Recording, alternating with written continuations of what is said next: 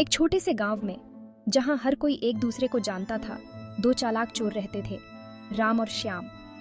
ये दोनों बहुत ही शातिर थे यार। कोई भी उन्हें पकड़ नहीं पाता था। वे अमीरों को लूटते और गरीबों को पैसे देते थे। गांव के लोग उनसे डरते भी थे और उनका सम्मान भी करते थे। राम और श्याम अपनी चालाकी पर बहुत ही गुरूर करते थे। उन्हें लगता था कि वे कभी पकड़े नहीं जाएंगे। दिन में वे गांव में घूमते, हंसते खेलते और रात को चोरी करते। रात को चोरी और दिन में मौज मस्ती, ये उनकी दिनचर्या बन चुकी थी। एक दिन उन्होंने एक बहुत बड़े सेठ के घर हाथ साफ कर दिया। सोना, हीरे और अन्य कीमती सामान सब कुछ साफ कर दिया। दोनों बहुत खुश हो गए। अब तो वे अमीर बन गए थे, पर उन्हें क्या पता था कि किस्मत को कुछ और ही मंजूर है। गांव के बुजुर्गों ने मिलकर एक योजना बनाई। उन्होंने राम और श्याम को पकड़ने के लिए जाल बिछाया। एक रात जब राम और श्याम चोरी करने निकले तो गांव वालों ने उन्हें घेर लिया। राम और श्याम को आखिरकार पकड़ लिया गया। अब वे अपनी चालाकी पर पछता रहे थे। गांव वालों ने उन्हें सजा दी और सबक सिखाया। गांव में फिर से शांति लौट आई और लोग खुशहाल जीवन जीने लगे। उसी राज्य की राजकुमारी बहुत ही सुंदर और दयालु थी। नाम था रिया। रिया की सुंदरता और उसकी दयालुता की कहानियां पूरे राज्य में मशहूर थीं। रिया उस गांव में आने वाली थी। गांव के लोग बहुत उत्साहित थे। पूरे गांव में रिया के स्वागत की तैयारी हो रही थी। सब बहुत खुश थे। गांव को दुल्हन की तरह सजाया गया था। हर कोई अपने अपने तरीके से रिया का स्वागत करना चाहता था। फिर राम और श्याम ने रिया को देखा। उसकी सुंदरता देखकर तो वो भी घायल हो गए। रिया की मुस्कान ने उनके दिलों को छू लिया। राम ने तो मन बना लिया कि रिया से शादी करेगा। उसने अपने दिल में एक नई चाहत को जन्म दिया। श्याम ने उसे बहुत समझाया, पर राम नहीं माना। श्याम ने कहा कि राजकुमारी से शादी करना आसान नहीं है। उसे यकीन था कि वो रिया का दिल जीत लेगा।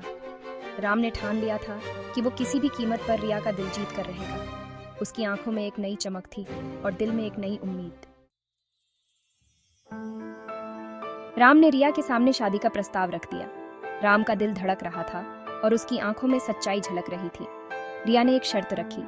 उसकी आंखों में गंभीरता थी और उसने गहरी सोच में डूबते हुए कहा। उसने कहा कि वो उसी से शादी करेगी जो ईमानदार होगा। रिया ने स्पष्ट किया कि सच्चाई और ईमानदारी उसके लिए सबसे महत्वपूर्ण है। राम को अपनी गलतियों का एहसास हुआ। उसने अपने अतीत के बारे में सोचना शुरू किया और उसे अपनी गलतियों का पछतावा होने लगा। उसने रिया को अपने अतीत के बारे में सब कुछ बता दिया। राम ने अपने दिल की सारी बातें रिया के सामने रख दी और उसकी आंखों में सच्चाई और पछतावा साफ झलक रहा था। रिया ने उसे माफ तो कर दिया, लेकिन कहा कि उसे अपने पापों का प्रायश्चित्त करना होगा। रिया ने कहा कि माफी के साथ साथ उसे अपने कर्मों का प्रायश्चित्त भी करना होगा। राम और श्याम ने फैसला किया कि अब चोरी नहीं करेंगे। दोनों ने एक दूसरे से वादा किया कि वे अब से ईमानदारी से जीवन जिएंगे। उन्होंने अपना सारा चोरी का माल वापस कर दिया। वे गांव के लोगों के पास गए और उनसे माफी मांगी और चोरी का सारा सामान वापस कर दिया। और तो और, गरीबों की मदद करने लगे। उन्होंने अपने जीवन को सुधारने का संकल्प लिया और गांव के गरीबों की मदद करने लगे, जिससे उनका दिल हल्का हो गया और उन्हें सच्ची खुशी मिली। राम और श्याम ने ईमानदारी से काम करना शुरू कर दिया। खेती करने लगे दोनों, खूब मेहनत करते। अब उन्हें सच्ची खुशी मिल रही थी। रिया ने राम की ईमानदारी देखी। वो उससे बहुत प्रभावित हुई और फिर क्या, उसने राम से शादी करने का फैसला कर लिया। पूरे गांव में धूमधाम से शादी हुई।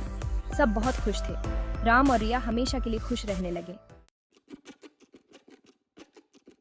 राम और श्याम अब गांव के लिए काम करने लगे। उन्होंने एक स्कूल बनवाया, एक अस्पताल बनवाया, गरीबों के लिए घर बनवाए। गांव वाले अब राम और श्याम का बहुत आदर करते थे। उन्हें अपना हीरो मानते थे। राम और श्याम को भी अब अपने किए पर गर्व हो रहा था। राम और श्याम ने सीखा कि असली खुशी पैसे में नहीं होती। असली खुशी तो दूसरों की मदद करने में होती है। उन्होंने अपनी गलतियों से बहुत कुछ सीखा। उन्होंने अपनी जिंदगी बदल ली। उन्होंने दुनिया को दिखाया कि कोई भी बदल सकता है। यह कहानी हमें सिखाती है कि हमेशा अच्छाई का रास्ता चुनना चाहिए। गलतियां तो सब करते हैं, पर उनसे सीखना चाहिए।